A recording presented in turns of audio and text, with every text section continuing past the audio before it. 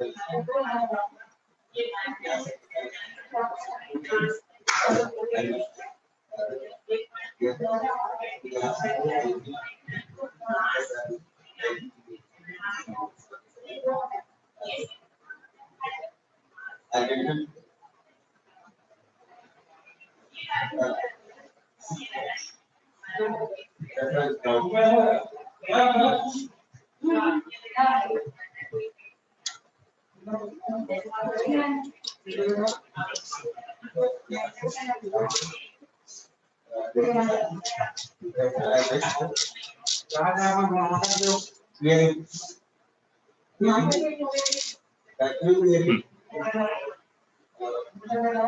अभी तक हम लोगों ने इसको स्पेक्ट्रम पे बना लिया। ठीक, इसका एम्पलीट्यूड कितना होगा AC बाय 2, इसका एम्पलीट्यूड कितना होगा AC बाय 2। ना अब आते हैं अब देखो खाली डेल्टा F होता तो सेंटर पे शिफ्टिंग कितनी हुई है FC प्लस FM, तो ये यहाँ पे कहीं पे एग्जिस्ट करेगा FC प्लस। ठीक, मैग्नीट्यूड कितना है AC बीटा बाय। सिमिलरली ये वाला टर्म इधर शिफ्ट होगा सेंटर से, तो ये कहाँ एग्जिस्ट होगा माइनस FC प्लस।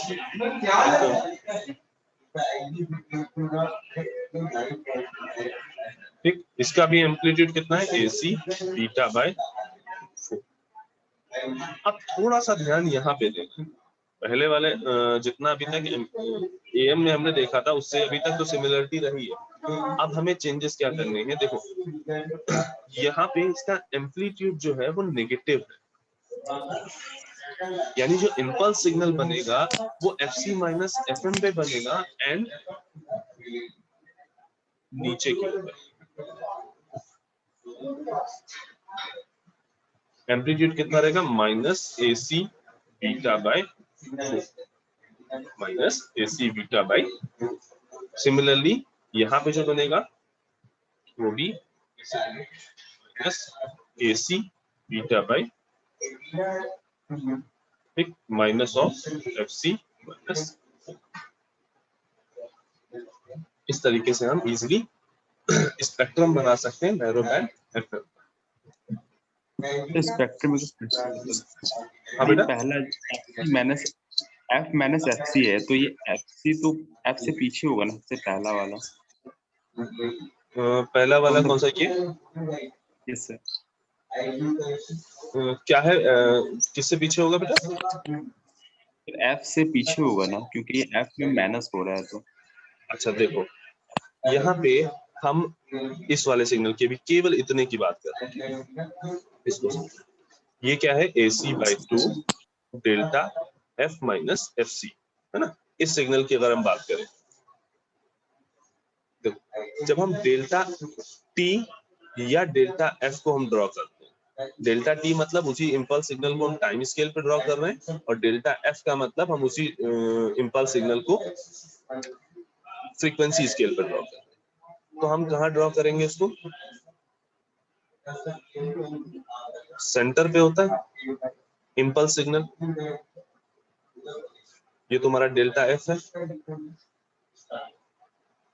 जब हम फ्रीक्वेंसी स्केल पे बात कर रहे हैं, और अगर हम टाइम स्केल पे डेल्टा T बनाते तो वो कहाँ बनता? वो भी यहाँ सेंटर पे बनता।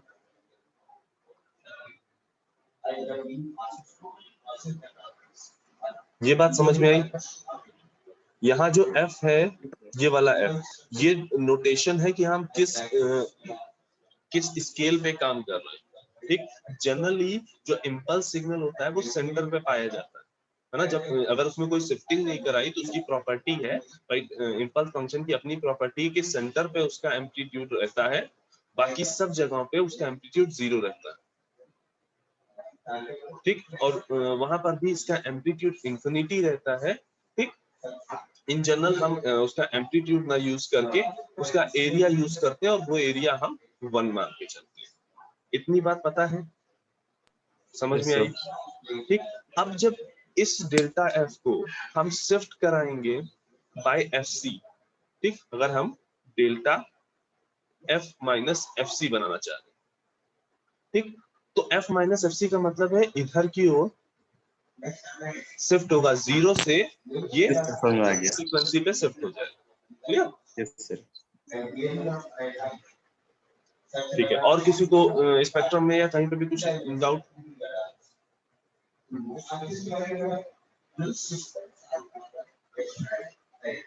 देन सर लास्ट वाला जो नीचे आ गया है एफ हाँ, माइनस देखो अगर नॉर्मल डेल्टा फंक्शन की बात करते हैं, जब उसका एम्पलीट्यूड या एरिया 1 है तब तो ठीक है।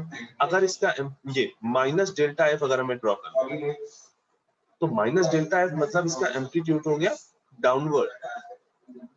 ये जो नीचे की ओर बना है उसके नेगेटिव एम्पलीट्यूड की 180 डिग्री का जो फेज शिफ्ट आया है उसकी वजह से हमने उसको नीचे बनाया।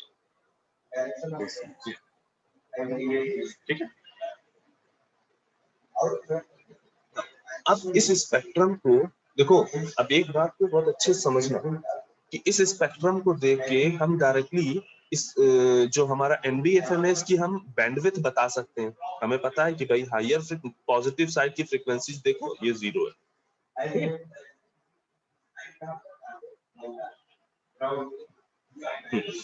पॉजिटिव साइड की फ्रीक्वेंसी हमें देखनी होती है बैंडविड्थ फाइंड करने के लिए, highest frequency minus lowest frequency. ठीक, तो यहाँ से हम क्लियरली देख पा रहे हैं कि हाईएस्ट फ्रीक्वेंसी कितनी है एफसी प्लस एफएम और लोवेस्ट फ्रीक्वेंसी कितनी है FC minus FM.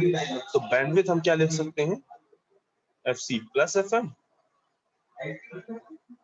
Minus FC minus FM. ठीक, यानी हम कह सकते हैं कि भाई ये 2 एफएम बैंडविड्थ होगी। लेकिन अभी हमने तुमको एक चीज बताई कि यहाँ पे हम लोगों ने कुछ अप्रोक्सीमेशंस लिए। ठीक, कि sine theta approximately equal to theta है और cos theta is approximately equal to 1 है। और हमने तुम्हें बताया कि इन अप्रोक्सीमेशंस की वजह से हो क्या रहा है, तुम्हारे जो कुछ साइड बैंड्स, जो हायर ऑर्डर के साइड बैंड्स हैं वो तुम्हारे दिखाई नहीं दे रहे हैं, वो तुम्हारी इक्वेशन में आ नहीं पा रहे हैं। क्यों? क्योंकि तुमने ये अप्रोक्सीमेशन ले लिया है। ठीक, ये यहाँ पे जो हमने ये बैंडविड्थ बोली कि 2 एफएम के एग्जैक्टली इक्वल है, ये एग्जैक्टली इक्वल नहीं है, ये हमारा अप्रोक्सीमेशन। तो हमें क्या याद रखना है कि नैरो बैंड एफएम में जो बैंडविड्थ होती है अप्रोक्सीमेटली इक्वल टू होती है 2 एफएम, या ये कहें कि अप्रोक्सीमेटली इक्वल टू होती है जितनी बैंडविड्थ तुम्हारी एम्पलीट्यूड मॉड्यूलेटेड वेव की होती है। ठीक, यहाँ पे एग्जैक्टली 2 एफएम नहीं होता है। ठीक, ये अप्रोक्सीमेटली 2 एफएम होती है bandwidth of narrow band FM कितनी होगी, अप्रोक्सीमेटली 2 एफएम। इस पॉइंट में किसी को कहीं कोई डाउट? ये जो नैरो बैंड एफएम की बैंडविड्थ है ये हमेशा एम्पलीट्यूड मॉड्यूलेशन। दुर्गेश थोड़ा आराम से बताओ क्या बता रहे हो? एफएम की बैंडविड्थ है, हाँ, एम्पलीट्यूड मॉड्यूलेशन से बड़ी होगी कि छोटी होगी? ज्यादा होगी 2 एफएम, ये हमेशा एम्पलीट्यूड मॉड्यूलेशन से ज्यादा होगी। ठीक है, इसमें हम अप्रोक्सीमेशन लेके कुछ साइड बैंड्स को हम इग्नोर कर रहे हैं, जबकि वो साइड बैंड एग्जिस्ट करते हैं और उनकी वजह से बैंडविड्थ थोड़ी सी ज्यादा होगी in comparison to amplitude modulation. ठीक, अब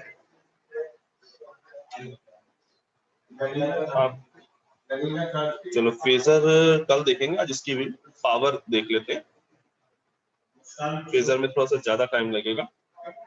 ठीक ना, अब अगर इस सिग्नल की हम पावर फाइंड आउट करने चले, ये वाला जो सिग्नल है इसकी अगर हम पावर फाइंड आउट करने चले तो क्या करना होगा, इसका अलग पावर फाइंड आउट कर लो, इसका अलग पावर फाइंड आउट कर लो, इसका अलग फाइंड।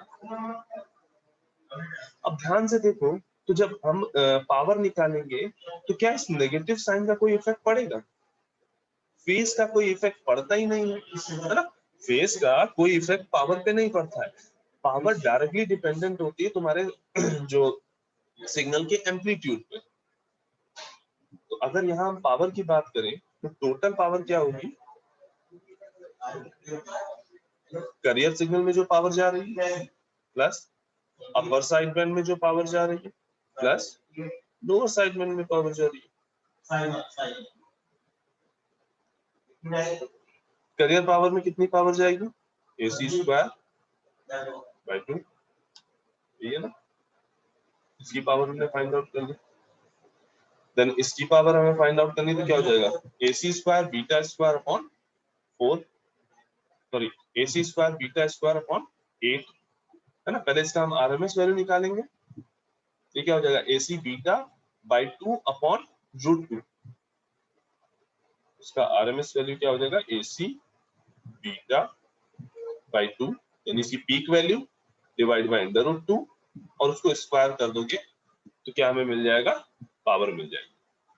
सिमिलरली जब लोअर साइड बैंड का निकालोगे पावर तो वो भी क्या आएगी? AC beta by 2 divide by √2 का होल स्क्वायर। नेगेटिव साइन या जो ये फेज डिफरेंस है पावर कैलकुलेशन में अफेक्ट नहीं करेगा। तो जो पावर रिक्वायर्ड होगी NBFM में वो और एम्पलीट्यूड मॉड्यूलेशन में पावर सेम होगी अगर बीटा और म्यू की वैल्यू सेम है तो। ठीक, इसको सॉल्व करोगे तो क्या आएगा? AC square by 2 plus AC square beta square by 8 plus AC square beta square by 8, ये क्या हो जाएगा? AC square by 2 1 plus beta square by, ये क्या है? इसको हम क्या लिख सकते हैं? अगेन PC यानी करियर पावर, इसको लिख सकते हैं PC 1 plus beta square. Equation एकदम सिमिलर है जैसी हम लोगों ने एम्पलीट्यूड मॉड्यूलेशन में पढ़ा था। डिफरेंस क्या है यहाँ पे? वहां पे हमने मॉड्यूलेशन इंडेक्स म्यू यूज किया था, यहाँ पे बीटा यूज किया था। वहां पे मॉड्यूलेशन इंडेक्स की डेफिनेशन अलग थी, यहाँ पे बीटा की डेफिनेशन। ठीक, तो यहाँ पे हमें ये चीज क्लियर हुई कि जो नैरो बैंड एफएम है वो काफी हद तक सिमिलर है तुम्हारे एम्पलीट्यूड मॉड्यूलेशन। कुछ डिफरेंसेस हैं लेकिन जो पावर रिक्वायर्ड है और जो बैंडविड्थ रिक्वायरमेंट है उन सब में यहाँ पे सिमिलरिटी हमें दिखाई देती है।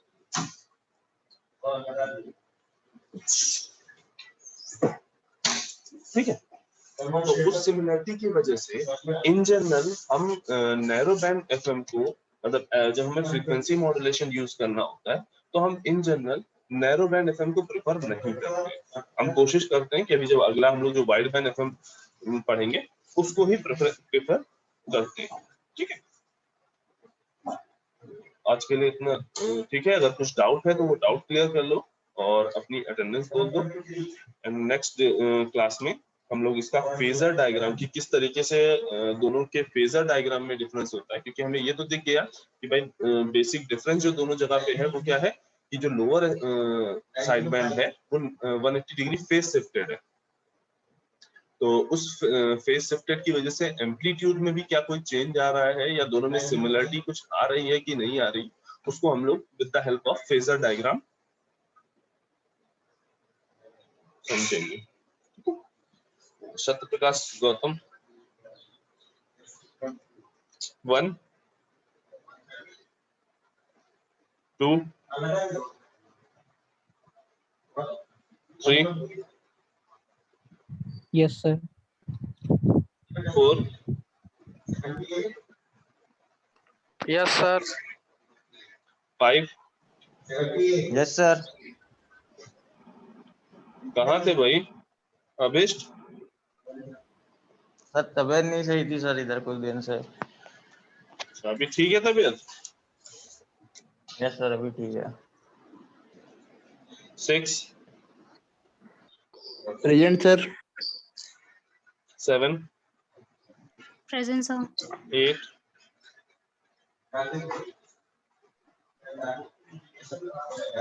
9 Present, sir. 10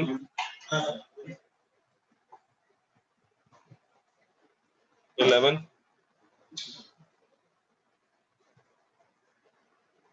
12 Yes, sir. 13 14 15 Present, sir. 16, 17,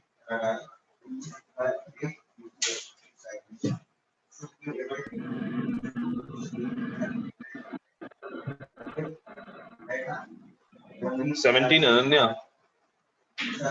तो इसके माइक में कोई ठीक है, ठीक है। 18, present sir. 19,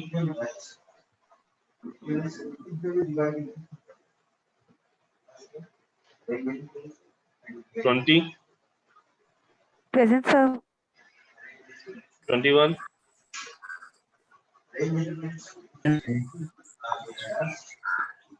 22, Present, sir. 23, Present, sir. 24, Present, sir. 25, Present, sir. 26, 27, Present, sir. 28, 29, Present, sir. 30, Present, sir. 31, 32, 33, Present, sir. 34,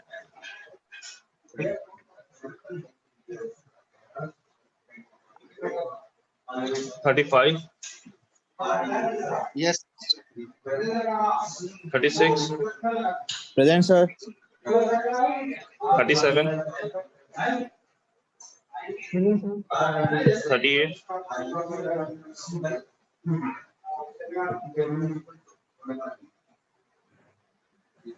Sir, roll number 38. 39, Yes, sir. 40, Present, sir.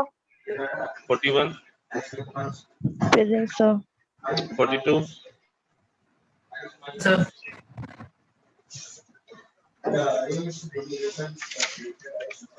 42%. हाँ बेटा 42 लग गई। 44, Present, sir. 45, Sir. 46, Present, sir. 47, Present, sir. हर्षित Yes, sir. कहाँ थे भाई? आज ही तुम्हारी पहली क्लास है ना? Yes, sir. सर फीवर हो गया था सर 10 तक। अभी ठीक है तबीयत? पहले से ठीक है सर। कोशिश करना कि वीडियो सारे पड़े हुए हैं उनसे कंप्लीट Yes, करना, अगर कुछ डाउट होता है तो वो अपना डाउट क्लियर कर लेना। Okay sir. 48, ठीक है sir. 49, Present, sir. 50, 51, Present, sir. 52, Present, sir. 53, करण,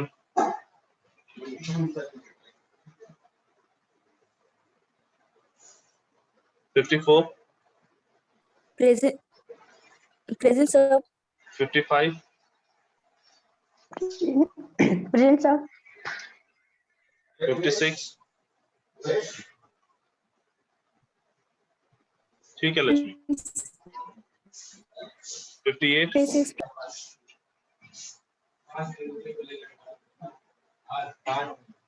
59,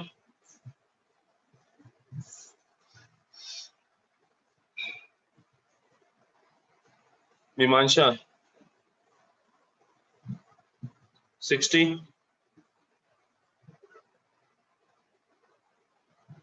61,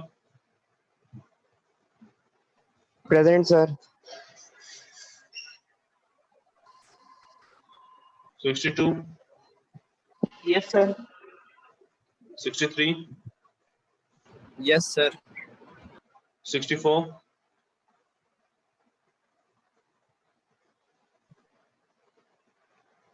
65, Present, sir. 65. 66, present. 66, Present, sir. 68, Present, sir. ठीक है। तो अभी मीटिंग एंड करते हैं। ठीक है, एक बार खुद से इसको पढ़ना, इनकेस कुछ डाउट होता है तो वो डाउट सर एक बार बीटा की डेफिनेशन बता दीजिए। हेलो, हाँ हाँ बेटा। बीटा की डेफिनेशन बता दीजिए एक बार। देखो बीटा तुम्हारा, जैसे तुमने एम्पलीट्यूड मॉड्यूलेशन में म्यू की डेफिनेशन देखी थी कि जो तुम्हारा अनमॉड्यूलेटेड वेव है उसके रिस्पेक्ट में कितना एम्पलीट्यूड में वेरिएशन हो रहा है। ठीक, वो तुमने म्यू को डिफाइन, वो उसका जो परसेंटेज था वो तो उससे उसको तुम म्यू से डिफाइन करते थे। इसी तरीके से जब तुम्हारी वेव अनमॉड्यूलेटेड है, ठीक, उसके रिस्पेक्ट में फ्रीक्वेंसी या फेज में जो वेरिएशन आ रहा है, कितने परसेंटेज का वेरिएशन आ सकता है, वो तुम्हारा बीटा डिफाइन करता है।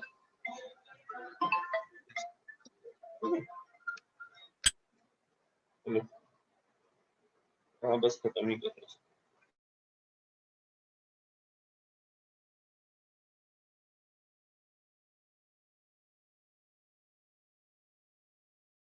ठीक है, तो मीटिंग अभी एंड करते हैं।